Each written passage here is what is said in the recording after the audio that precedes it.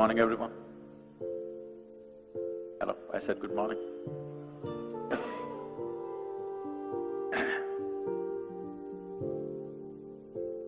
the moment we are born as human beings, life has become very complicated. If you had come here like any other creature on this planet, stomach full, life settled. Once you come here as a human being, stomach empty, only one problem. Stomach full, 100 problems. Because what you call as human is not going to be settled by fulfilling your survival needs. If you had come like any other creature, survival would fulfill your life. Eating, sleeping, reproducing, dying one day would be a complete process. Once you come as a human being, all these things you have to do, but only when survival is in question, it means something to you. Once it is there, it means nothing to you. Because what is human kicks in only after your survival is taken care of. So, what is this whole thing? In the evolutionary process, we are supposed to be on the top of the pile on this planet. If you look at this topmost creature on this planet, also the most miserable creature on the planet. Every other creature, if their survival requirements are taken care of, they're just quite okay. Maybe they're not ecstatic, but at least peaceful. But today you see, human beings, even the so-called spiritual leaders unfortunately, are saying peace is the highest goal in your life. Just now somebody asked me, how to attain ultimate peace? Spiritual leaders are going about teaching, peace of mind is your goal. Such people will only rest in peace. It'll only happen when they're dead. Till then it won't happen. Peace is not an ultimate goal of your life. If you want to enjoy your lunch today, you must at least be peaceful, isn't it? Hello? Are we in talking terms? Are we in talking terms or is there a problem? Is it true, if you want to enjoy your lunch, if not joyful, at least you must be peaceful? If you want to enjoy the people in your home, if you want to enjoy the people at work, if you want to enjoy the process of work, at least you must be peaceful, isn't it? So is this the ultimate goal of your life or is this the most basic requirement in your life? It is the most basic requirement. Now this basic requirement has become impossible for a whole lot of people because most people are in a constant state of mental diarrhea. Yes. They think it's intellectual. There's nothing intellectual about it. You lost control over the faculties of your mind. Yes or no? Is there something intellectual about always buzzing with thoughts? No. You just lost control over the fundamental faculties of your mind. And you think it's intellectual because there are a whole lot of people around you in the same condition. Now, whether it's your body or your mind, if I want to use this hand, it moves, otherwise it sits down here. This is a useful hand. Suppose my hand is jumping around all the time, would look ridiculous or no? You must talk to me. Those of you in the darkness, I don't know, they've set the right kind of lighting for you, I'm being blasted. That's good. They've set the right kind of lighting for you to doze off. I don't even know what they say, ah, that's nice. Somebody's very responsive out there.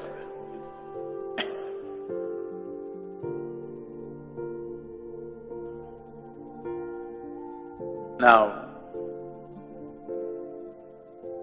would this not be ridiculous if your body started doing its own things without your permission?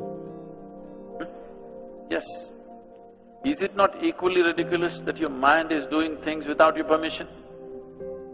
Your only comfort is others cannot see you, but now you're lit up. Sitting in the darkness of your mind, you think others cannot see it. No, if they pay enough attention, they can see it. Yes? So, if we want to live a sensible life, forget about a spiritual life, forget about some phenomenal life. If we want to live a sensible life, at least being peaceful and joyful is a basic requirement, isn't it? To just live sensibly, I'm saying, not to live some phenomenal life. But that is not happening to over 90% of the humanity because we have taken wrong steps and we think we can fix it by fixing the whole world.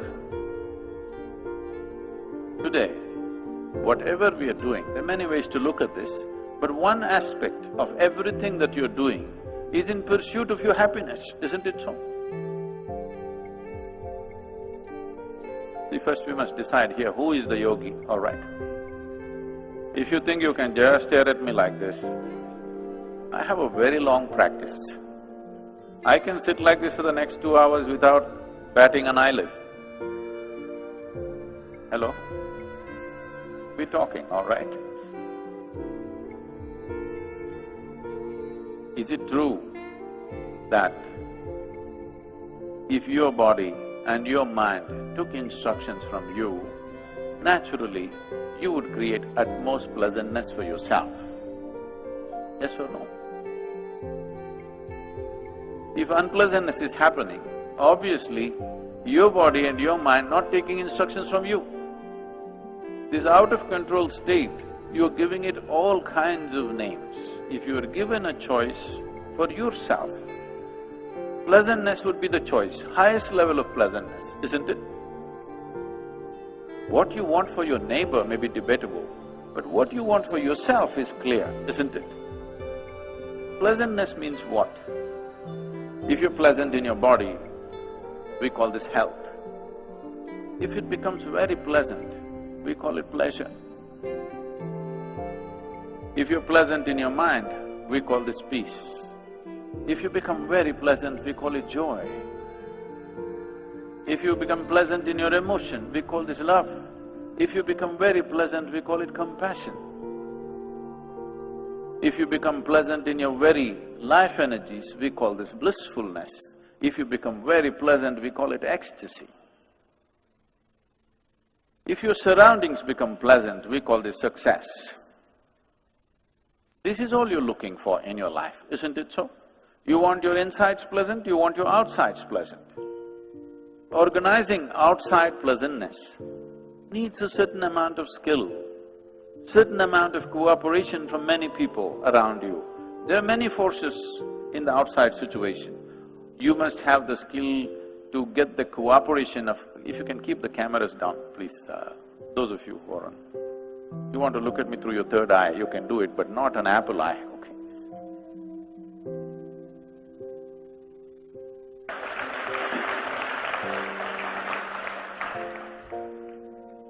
To create external pleasantness, it's a certain level of skill.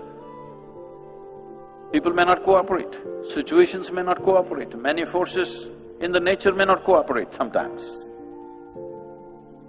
But to create inner pleasantness, there is only one ingredient, you. Only one inside of you? I'm asking you. Only one? Nobody else? No, because there's a whole lot of spiritual jargon happening, my ahankara, my atma, my paramatma, everything inside. See, if there are more than one person inside this body of yours, either you're schizophrenic or you're possessed. You either need a psychiatrist or an exorcist. So I hope it's not the case. Just you, right? Just you means easy. If you are willing, nobody can mess with this. Yes or no? You want to create pleasantness in your home, your family must cooperate. They never cooperate 100%. Yes or no? They cooperate, but never 100%. Have you found one person in your life, your husband, your wife, your parents, your children, your friends, your partners, anybody, have you found one person in your life who is 100% the way you want them? No, not even your dog. No. Because these days they do their own thing, you know. Not one person in the world happens 100% the way you want them. But that is not the problem. Nobody has happened 100% the way you want them. It doesn't matter. Nobody ever happens 100% the way you want them. Even if there are just two people in the family, it never happens 100% your way. You should not expect that. If it's happening 51% your way, you have the controlling stake. Just shoot for 51%. If you shoot for 100%, nobody will live with you. Yes or no? If 100% your way, nobody is going to live with you.